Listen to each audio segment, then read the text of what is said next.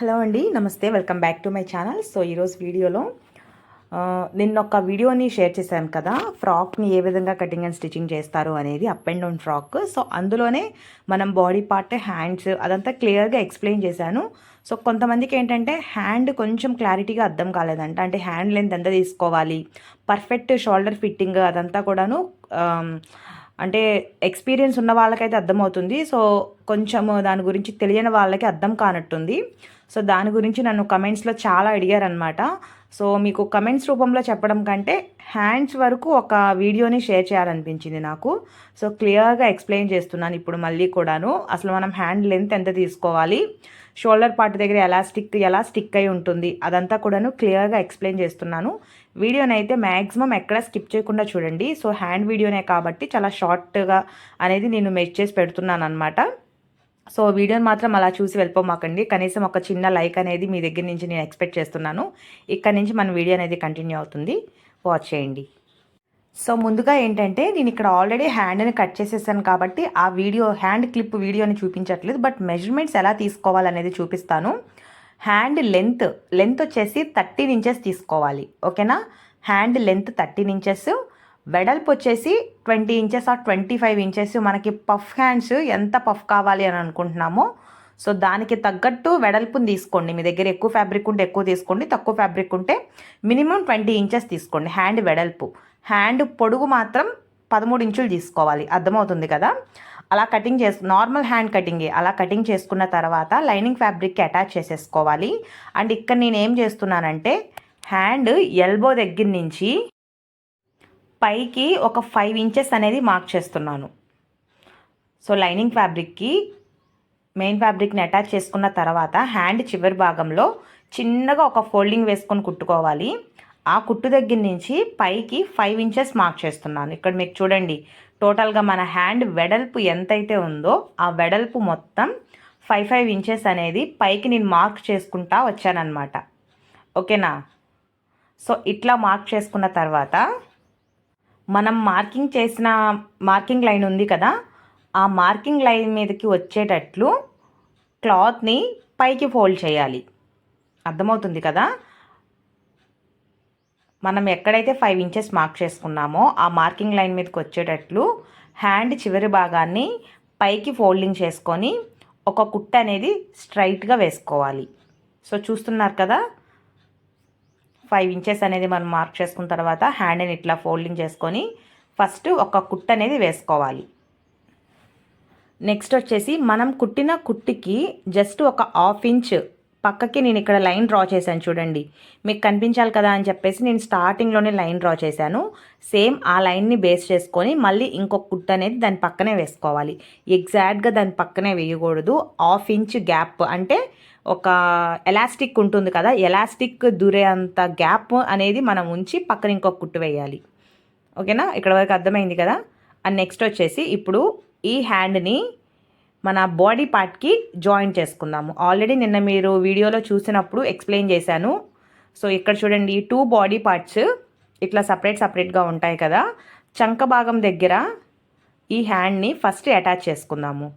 చూడండి, back body part దగ్గర నేను చంక భాగం దగ్గర నుంచి హ్యాండ్ ఇట్లా పెట్టి చూపిస్తున్నాను అనమాట. అక్కడ వరకు ఒక కుట్టేసుకోవాలి. మళ్ళీ కింద ఈ ఫ్రంట్ బాడీ పార్ట్ దగ్గర కూడా సేమ్ అలా పెట్టి కుట్టేసుకోవాలి. మనకి సెంటర్లో క్లాత్ ఏదైతే ఉందో ఆ క్లాత్ మొత్తం ఎలాస్టిక్ వచ్చేస్తుంది అనమాట మన షోల్డర్ పాయింట్ దగ్గరికి. చూడండి, ఇది బ్యాక్ బాడీ పార్ట్ అనమాట. బ్యాక్ బాడీ పార్ట్కి హ్యాండ్ని అటాచ్ చేస్తున్నాను. చంక భాగం దగ్గర నుంచి ఎగ్జాక్ట్గా మన షోల్డర్కి కొంచెం కిందకు వస్తుంది అనమాట. అక్కడ వరకు అటాచ్ అయిన తర్వాత అక్కడ రఫ్ లాగేసేసుకోవాలి. వన్స్ అక్కడ రఫ్ లాగే అయిపోయిన తర్వాత మళ్ళీ వెంటనే ఫ్రంట్ బాడీ పార్ట్ ఉంది కదా, ఈ ఫ్రంట్ బాడీ పార్ట్కి కూడా సేమ్ అదే విధంగా చంక భాగం దగ్గర ఇలా ఈ హ్యాండ్ని అటాచ్ చేసుకోవాలి. సో చూస్తున్నారు కదా నేను ఎలా అటాచ్ చేస్తున్నానో. ఇప్పుడు ఈ బాడీ పార్ట్స్ రెండింటికి అటాచ్ చేసేసుకున్నాం కదా హ్యాండ్ని. సెంటర్లో మనకి క్లాత్ అనేది చాలా ఎక్కువ ఉంది.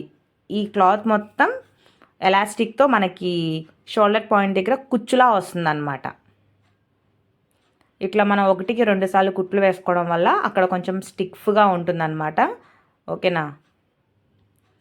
సో ఇట్లా కుట్టేసేసుకున్నాం కదా. ఇప్పుడు ఏం చేయాలంటే ఇక్కడ నేను ఫింగర్తో చూపిస్తున్నాను చూడండి, ఆ లైన్ మొత్తం కూడాను చిన్నగా డబల్ ఫోల్డింగ్ వేసుకొని ఒక కుట్ట అనేది వేసుకోవాలి. జస్ట్ ఒక సింగిల్ ఫోల్డింగ్ సరిపోతుంది. చూసారు కదా నేను ఎలా ఫోల్డింగ్ వేశానో, అలా ఒక ఎలాస్టిక్ మనం ఎంత వెడల్పైతే ఎలాస్టిక్ తీసుకున్నామో ఆ ఎలాస్టిక్ దూరే అంత ఫోల్డింగ్ అనేది వేసుకోవాలి. అలా లోపలికి ఫోల్డింగ్ వేసుకొని ఫోల్డింగ్ ఎడ్జ్లో చిన్న కుట్ట అనేది వేసుకోవాలి. ఎలాస్టిక్స్ తెలుసు కదా, పాదం కంటే ఒక డబల్ పాదం ఇంచు వెడల్పు అనేది ఉంటుందన్నమాట. డబల్ పాదం ఇంచు కంటే ఇంకొంచెం తగ్గుతుంది ఎలాస్టిక్. సన్నగా ఉండే ఎలాస్టిక్ అంటే మనకి ఫ్యాన్సీ షాప్స్లో ఇస్తారనమాట. అలాంటి ఎలాస్టిక్స్ అనేవి ఈ మోడల్కి యూజ్ అవుతాయి. ఇట్లా మనం ఆ షోల్డర్ పాయింట్ మొత్తం లోపలికి ఫోల్డింగ్ చేసుకొని ఒక స్టిచ్ అనేది వేసుకోవాలి. సో ఇక్కడ చూస్తున్నట్లయితే నేను ఎలాస్టిక్ని తీసుకున్నాను. అసలు మనం ఎలాస్టిక్ని ఎంత తీసుకోవాలి అనేది చాలామందికి తెలియట్లేదన్నమాట. మనం ఇప్పుడు క్లాత్ ఏదైతే పైకి ఎక్స్ట్రా వచ్చిందో ఆ క్లాత్ మొత్తాన్ని ఫస్ట్ ఎలాస్టిక్తో మెజర్ చేయండి. సో ఇక్కడ వరకు వచ్చింది కదా, ఆ మెజర్ చేసిన ఆ ఎలాస్టిక్ ఎంతైతే ఉందో దానిలో సగం తీసుకోండి. ఓకేనా, అర్థమవుతుంది కదా. ఆ హ్యాండ్ షేప్ సెంటర్లో క్లాత్ ఎంతైతే మిగిలిపోయిందో ఆ మిగిలినంతా మెజర్ చేయండి. మెజర్ చేయగా సెంటర్లోకి ఎలాస్టిక్ని కట్ చేసుకోండి. సో చూడండి, ఇక్కడ నేను సెంటర్లో కట్ చేసేస్తున్నాను. ఒక ఎలాస్టిక్ వచ్చేసి ఒక హ్యాండ్కి యూజ్ చేస్తాను, ఇంకో ఎలాస్టిక్ వచ్చేసి ఇప్పుడు చూపిస్తున్న హ్యాండ్కి యూజ్ చేస్తాను అనమాట. ఇట్లా తీసుకొని ఒక సేఫ్టీ పిన్ హెల్ప్ తీసుకొని మనం ఇందాక లోపలికి ఫోల్డింగ్ చేసి కుట్టుకున్నాం కదా ఒక పాదమించు గ్యాప్తో, ఆ గ్యాప్లో నుంచి ఎలాస్టిక్ అనేది లోపలికి సెట్ చేసుకుంటా రావాలి. అవతల వైపు పిన్ బయటకు వచ్చేంత వరకు కూడాను ఒకవైపు ఎలాస్టిక్ని పూర్తిగా లోపలికి పోకుండా ఒక హ్యాండ్తో పట్టుకొని మనము లోపలికి అనేది పెట్టాలన్నమాట. అర్థమవుతుంది కదా. సో ఇప్పుడు నేను చెప్పిన ఈ మెజర్మెంట్ ప్రకారమైనా తీసుకోవచ్చు. నార్మల్గా ఎలాస్టిక్ వెడల్పు 8 ఇంచెస్ అయినా తీసుకోవచ్చు. అర్థమవుతుంది కదా, 8 ఇంచెస్ అయినా తీసుకోవచ్చు. లేకపోతే ఇప్పుడు నేను ఎలా అయితే చూపించాను హ్యాండ్ మొత్తము మెజర్ చేసి టేప్ని సెంటర్లో కట్ చేశాను కదా, అలా అయినా తీసుకోవచ్చు. లేకపోతే సపరేట్గా ఎలాస్టిక్ 8 ఇంచెస్ అయినా తీసుకోవచ్చు, ఏదైనా నో ప్రాబ్లం. సో చూడండి, ఇట్లా లోపలికి సెట్ చేసిన తర్వాత ఒక వైపు నుంచి తీస్తే ఇంకొక వైపుకి మనకి సేఫ్టీ పిన్ అనేది బయటకు వస్తుంది. అలా వన్స్ బయటకు వచ్చిన తర్వాత ఎలాస్టిక్ మొత్తాన్ని కూడాను మన హ్యాండ్తో కొంచెం ఆ షోల్డర్ అంతా సరిపోయేటట్టు అడ్జస్ట్ చేసుకోవాలన్నమాట. ఎలాస్టిక్కి ఎక్స్పాండ్ అయ్యే ఇది ఉంటుంది కాబట్టి చూసుకొని అడ్జస్ట్ చేసుకోవాలి. ఎందుకంటే అది అడ్జస్ట్ చేసేటప్పుడు ఎలాస్టిక్ లోపలికి వెళ్ళిపోతుంది. అది లోపలికి వెళ్ళకుండా చూసుకొని అడ్జస్ట్ చేసుకోవాలి. సో అలా అడ్జస్ట్ అయిన తర్వాత ఇక్కడ చూడండి, ఎలాస్టిక్ మనకి బయటికి కనిపిస్తుంది. అది ఒక 1 ఇంచ్ ఉంటుందన్నమాట, బయటికి కనిపిస్తుంది. అంటే మనము 8 ఇంచెస్ అనుకున్నాం అనుకోండి, ఎలాస్టిక్ వెడల్పు 8 ఇంచెస్ తీసుకున్నాం అనుకోండి. 8 ఇంచెస్ని లోపలికి పెట్టేసిన తర్వాత ఒక 1 ఇంచ్ అనేది బయటికి లాగేవాళ్ళనమాట. పూర్తిగా 8 ఇంచెస్ లోపలే ఉంచేయకూడదు, అప్పుడు మనకి షోల్డర్ జారిపోతుంది. ఇక్కడ చూస్తున్నారు కదా, దగ్గర దగ్గర నాకు 1 ఇంచ్ ఆర్ 1.5 ఇంచ్ ఎలాస్టిక్ బయటే ఉందన్నమాట. సో ఆ ఎలాస్టిక్ బయట ఏదైతే ఉందో దానిపైనే రఫ్ లాగేస్తున్నాను నేను. అలా 2 సైడ్స్ కూడాను ఎలాస్టిక్ని బయటికి లాగి ఎలాస్టిక్కి క్లాత్కి కలిపి రఫ్ లాగాలి. సో ఒకవైపు లాగాను, ఇంకొక వైపు చూడండి ఇట్లా అడ్జస్ట్ చేసేసుకున్న తర్వాత ఇంకొక వైపు నేను పిన్ అనేది ఇంకా తీయలేదన్నమాట. ఇటువైపు కుట్టేసిన తర్వాత అటువైపు పిన్ అనేది అప్పుడు నేను రిమూవ్ చేస్తాను. ఇక్కడ చూడండి, మళ్ళీ ఈ ఎలాస్టిక్ని కూడా సేమ్ అదే విధంగా బయటికి లాగి ఇప్పుడు ఆ ఎలాస్టిక్కి క్లాత్కి కలిపి ఒక రఫ్ అనేది లాగుతున్నాను. బయటికి చూసారా, ఎలాస్టిక్ దగ్గర దగ్గర 1 or 1.5 ఇంచ్ అనేది నేను బయటికి వదిలేసాను అనమాట. సో చూడండి, ఇట్లా రఫ్ లాగేస్తే సరిపోతుంది.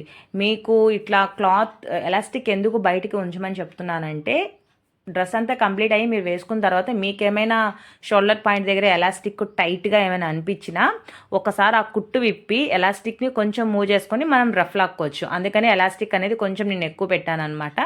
బట్ ఇదైతే పర్ఫెక్ట్ ఫిట్టింగ్ అనమాట, పర్ఫెక్ట్గా సరిపోతుంది. సో ఇలా వచ్చిందనమాట. సో చూసారా ఎంత సింపుల్గా వచ్చిందో, మనకి ఎగ్జాక్ట్గా అలా షోల్డర్కి అతుక్కుపోతుంది అనమాట, సేమ్ ఇదే మెజర్మెంట్స్తో మనం స్టిచ్ చేసుకుంటే.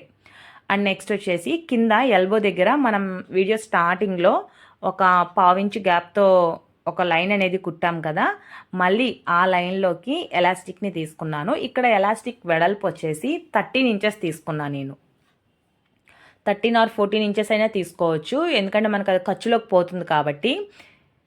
సో చూడండి, నేను ఇక్కడ మెజర్ చేసుకొని 13 ఇంచెస్ అనేది తీసుకుంటున్నాను అనమాట. సేమ్ అదే విధంగా మనం ఒక సేఫ్టీ పిన్ హెల్ప్ తీసుకొని మనం కుట్టాం కదా ఒక 10 ఇంచు గ్యాప్తో, అందులో నుంచి బయటికి తీసుకురావాలి. సో చూడండి ఇట్లా.